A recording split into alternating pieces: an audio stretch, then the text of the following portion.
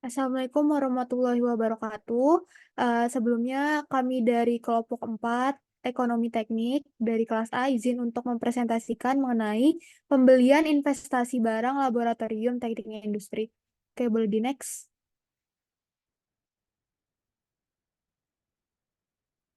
Ya, sebelum memulai presentasi, perkenalkan terlebih dahulu dari anggota kelompok kami. Yang pertama ada saya sendiri, yaitu Yohana Lisnawati Yusuf dengan NIM 211 0312 003. Saya Hanum Indriani dengan NIM 21103121010. Saya Tariska Ramadhani dengan NIM 21103120118. Saya Distasya dengan NIM 211021248. Oke, poin-poin penting yang akan kita bahas itu ada 5. Yang pertama itu terkait dengan cost benefit, kemudian yang kedua tentang present worth, yang ketiga tentang rate of return atau ROR, yang keempat tentang minimum acceptable rate of return atau MARR, dan yang terakhir yaitu tentang rancangan rencana pengadaan. Oke, boleh di next. Oke, dari pendahuluan sendiri, pembelian barang laboratorium untuk teknik industri adalah langkah yang penting bagi institusi pendidikan atau perusahaan.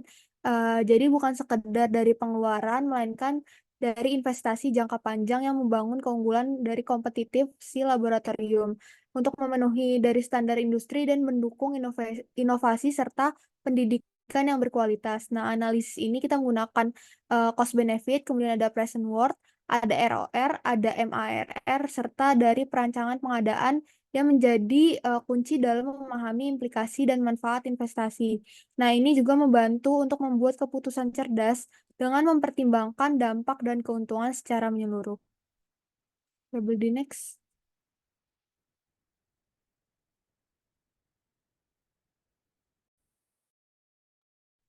Selanjutnya, kita akan menghitung cost benefit analysis.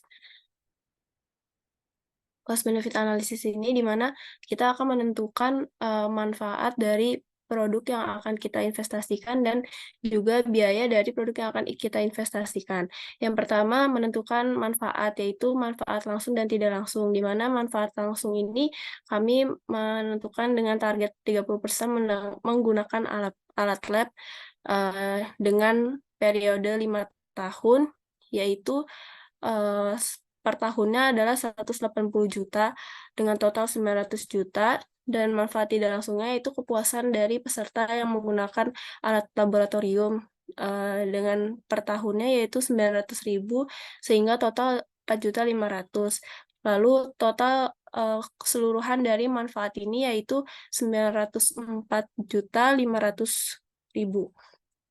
Kemudian kami menentukan cost dari masing-masing produk, di mana pada produk yang pertama itu Sinology DS2422 plus premium, yaitu biaya langsungnya adalah biaya alat itu sendiri, yaitu 60.467.250.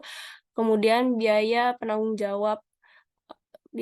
jawabnya yaitu 4.900.000 dengan periode selama 5 tahun. Lalu ada biaya tidak langsung, yaitu biaya pemeliharaan, diambil dari 1% dari biaya alat lab, yaitu 604.672,50.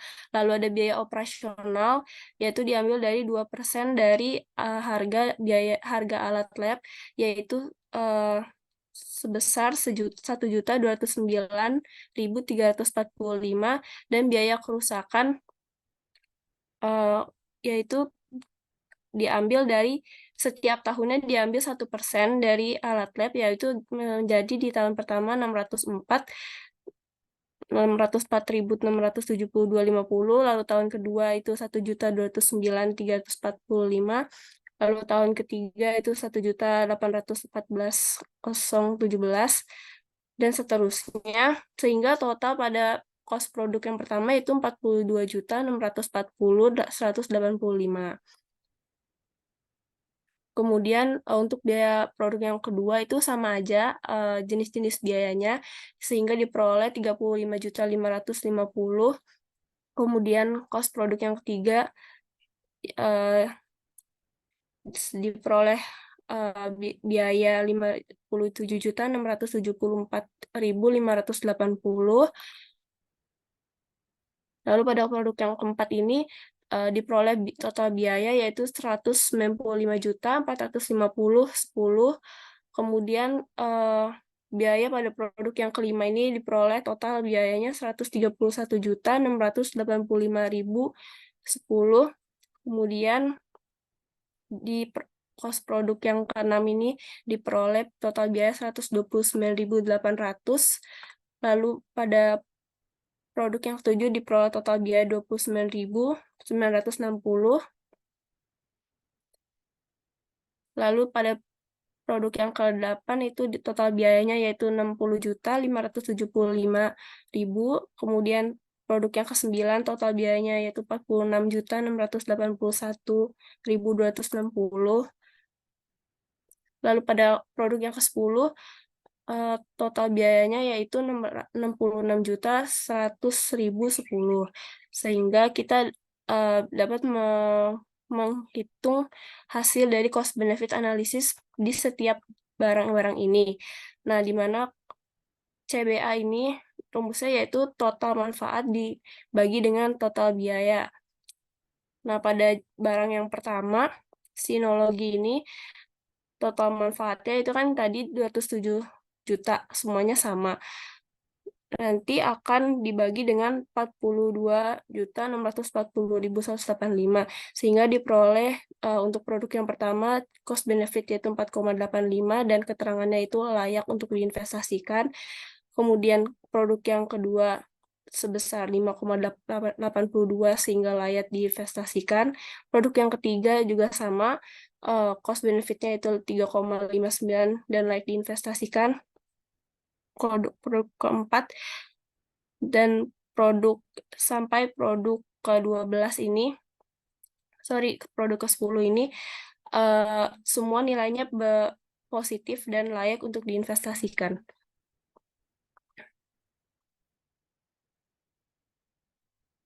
Analisisnya dari cost benefit ini adalah berdasarkan hasil perhitungan terdapat 12 produk laboratorium yang layak untuk diinvestasikan selama periode 5 tahun dengan nilai cost benefit analisis lebih dari 1. Produk tersebut adalah Sinology DS242 Plus Premium dengan nilai CBA 4,85, Bed Conveyor Mini dengan nilai CBA 5,82, laser CO2 cutting dengan nilai CBA 3,59, Shining 3D Transcan C3D ini dengan nilai CBA 1,06, ViewSonic IFP 6550 dengan nilai CBA 1,57, SLA DLP 3D printer ini dengan nilai CBA 1,59, desktop monitor dengan nilai CBA 6,91, Pico 4 Enterprise 256 GB dengan nilai CBA 3,42, Seagate Iron Wolf 2 TB dengan nilai CBA 4,43 dan Dobot Magician Edu version dengan nilai CBA 3,13.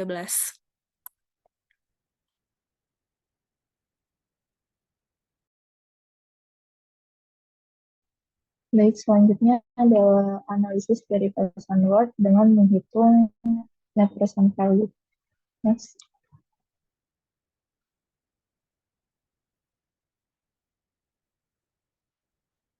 Baik, di sini ada perhitungan dari net present value. Sini untuk produk pertama yaitu Sinology DS2422 Plus Premium itu harga barangnya sebesar Rp60.467.250. Jadi untuk net present value ini didapatkan dari total present value. Net present value yang di sini itu didapatkan dari net cash flow dikalikan dengan faktor PV. Adapun net cash flow-nya itu didapatkan dari cash in dikurang cash out. Untuk cash in-nya itu ada net profit ditambah dengan depresiasi, lalu untuk cash out-nya itu ada biaya pemeliharaan dan biaya perbaikan. Untuk net profit-nya itu setiap tahun di sini ada 5 tahun. Untuk tahun pertama itu dikalikan dengan 45%, untuk tahun kedua itu 35%, tahun ketiga 25%, tahun keempat 15%, dan tahun kelima 5%. Adapun untuk nilai depresiasinya untuk tiap tahun itu sebesar 15%. Lalu untuk cash out-nya sendiri di sini biaya pemeliharaannya itu sebesar 1%, dan untuk biaya perbaikan untuk tiap tahun pada tahun pertama itu 1%, tahun kedua 2%, tahun ketiga 3%, tahun keempat 4%, dan tahun kelima 5%. Dan pada produk satu ini didapatkan NPV-nya atau net present value-nya itu sebesar 94.955.994 rupiah. Dan bila dibandingkan dengan harga barang yang dibeli pada saat ini itu mendapatkan keuntungan sebesar 34.488.744 rupiah. Hal ini menandakan bahwa produk dari Sinology DS2422 Plus Premium itu layak diterima atau bisa dibilang layak diinvestasikan. Lalu pada NPV produk kedua itu didapat pada barang belt conveyor mini itu didapatkan keuntungan 4.848.150 rupiah. Next.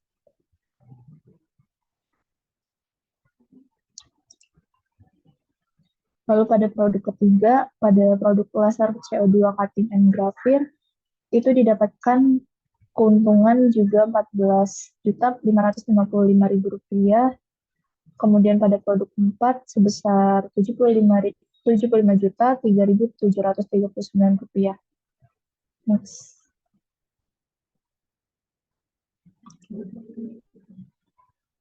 Pada produk kelima didapatkan keuntungan sebesar 47.027.059 rupiah, dan pada produk keenam didapatkan keuntungan 46.200.022 rupiah. Next. Pada produk ketujuh didapatkan keuntungan sebesar 2.395.557 rupiah, dan pada produk ke-8 juga layak diterima didapatkan keuntungan sebesar 15.827.785 rupiah. Next. Pada produk ke-9 didapatkan juga keuntungan 3.243.983 rupiah, dan pada produk terakhir, produk ke-10 The Bot Magician juga didapatkan keuntungan 18.251.860 rupiah. Next.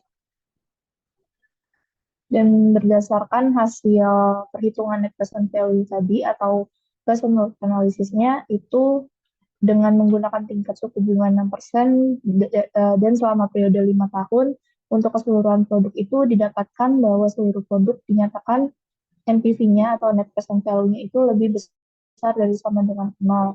Sehingga nilai dari NPV-nya itu dapat diterima.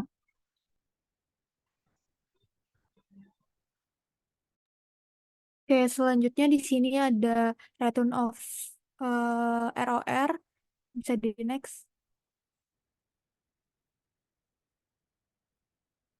Di sini ada kita menggunakan tingkat suku bunga atau MARR itu sebesar 3%, lalu upper F atau 3% dengan periodenya itu 5, maka menghasilkan nilainya itu 0,18835.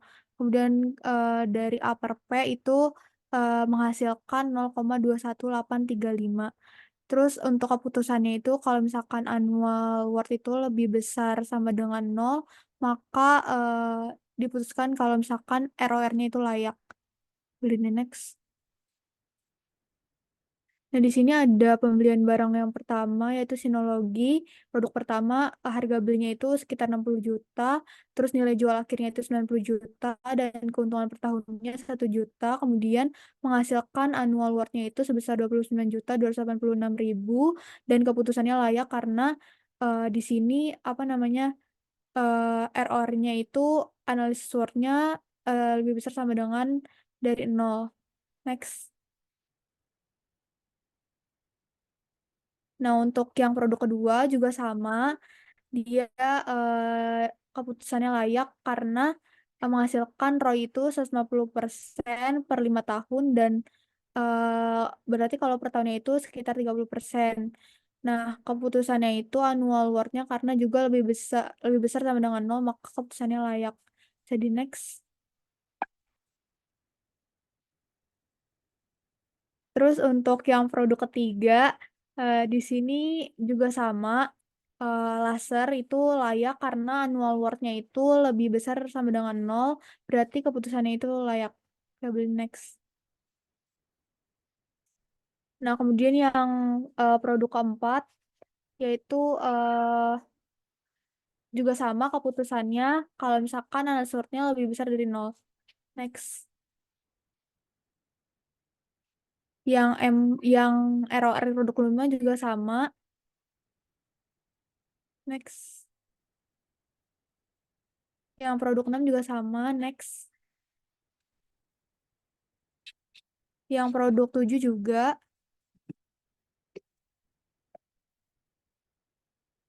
Yang produk 8 juga. 9 juga. 10 juga. Nah, untuk analis ROR-nya itu dari perhitungan ROR dengan tingkat suku bunga 3% selama periode 5 tahun. Untuk keseluruhan produk, kalau misalkan keseluruhan produk itu dinyatakan layak karena annual worth-nya itu lebih besar sama dengan dari 0. Kita boleh next.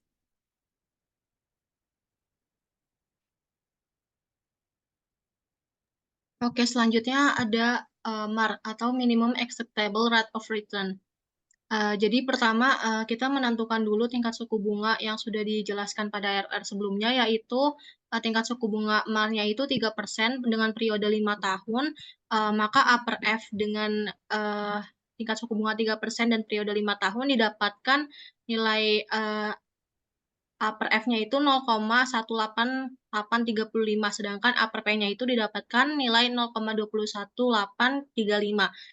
Dengan ketentuan, jika tingkat suku bunganya itu nanti lebih besar sama dengan dari MAR-nya, maka dinyatakan layak. Oke, bisa di next. Untuk MAR pada produk 1 setelah dilakukan perhitungan dengan menggunakan metode interpolasi dengan ketentuan persen MAR-nya itu sebesar 15% dan 16%, maka didapatkan tingkat suku bunga dari I-nya itu sebesar 6,18%. Maka tingkat suku bunga I itu dia lebih besar dari MAR, maka dapat dikatakan untuk produk 1 itu layak untuk diinvestasikan. Oke, boleh di next. Selanjutnya untuk produk 2 juga sama, dia mohon maaf, untuk produk 2 di sini didapatkan bahwa tingkat suku bunganya itu kurang dari nilai MAR-nya. Didapatkan tingkat suku bunganya itu minus 2,65%, makanya dia dinyatakan tidak layak untuk diinvestasikan. Bisa di next. Untuk MAR pada produk 3, ini dia dinyatakan layak karena nilai I-nya itu lebih besar daripada MAR, yaitu sebesar 4,20%. Bisa di next. Sama dengan produk 4 juga, dia layak untuk diinvestasikan karena nilainya didapatkan 6,96%. Bisa di next. Untuk produk 5 juga sama, dia layak karena mendapatkan tingkat suku bunga sebesar 6,56%. Itu lebih besar daripada 3% nilai MAR-nya yang sudah ditetapkan. Untuk produk 6 juga sama, dia layak untuk diinvestasikan karena mendapatkan nilai sebesar 6,54%. Bisa di next. Nah, untuk di produk 7 ini, dia mendapatkan nilai negatif atau nilainya itu kurang dari persenan MAR yang sudah ditentukan, yaitu 3%. Jadi, dia dinyatakan tidak layak. Bisa di next.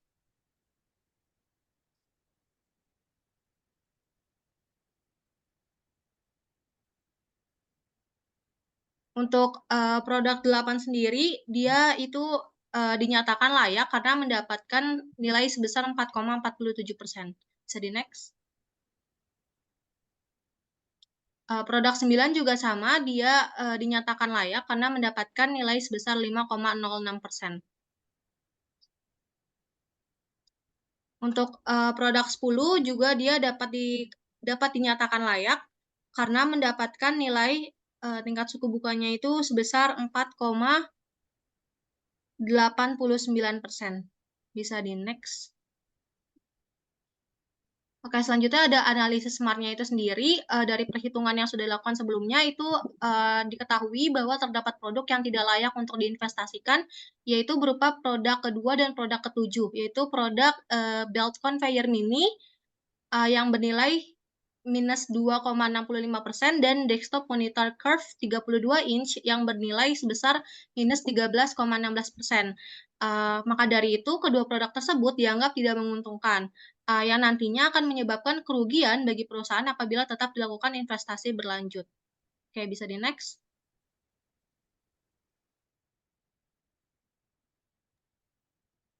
Selanjutnya, membuat rancangan rencana pengadaan barang. Di sini kita menghitung dulu biaya langsung yang dibutuhkan untuk pengadaan barang ini. Nah, tadi kan barangnya ada yang tidak layak ya. Jadi, barang-barang yang akan kita lakukan pengadaan itu barang-barang yang layak berdasarkan perhitungan yang sudah dijelaskan teman-teman tadi. Nah, terus habis itu kita mencari jumlah total setelah pajak, jumlah total ditambah pajak, biaya transportasi, dan total setelah ditambah biaya pengiriman barang. Yang produk pertama ini kan kita pajaknya memakai 10%. Dan biaya transportasinya itu 10.000. Pada produk pertama itu total biayanya keseluruhan aja keseluruhan total biaya langsung yang akan dilakukan pengadaan yaitu Rp500.603.515. Kemudian biaya tenaga kerja. Kita membutuhkan satu kepala laboratorium dengan upah yaitu Rp500.000. Rp394.757. Next.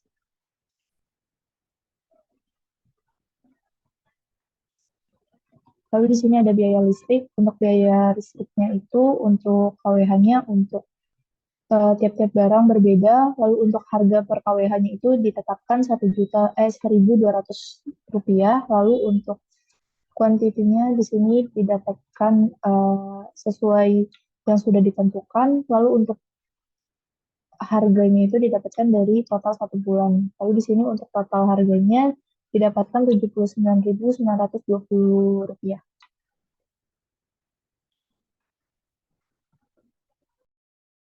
Nah, untuk rancangan dari rencana pengadaan itu, di sini ada jumlah dari total biaya langsung, biaya tenaga kerja, kemudian biaya tidak langsung, biaya depresiasi, sama biaya listrik itu dengan total cost Rp587.078.192.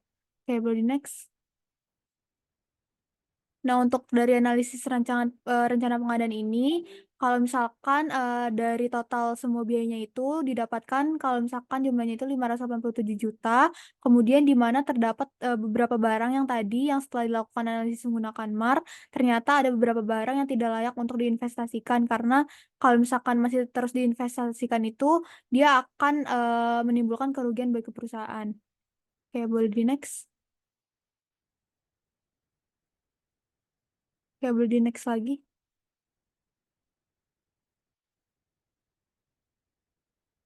Next.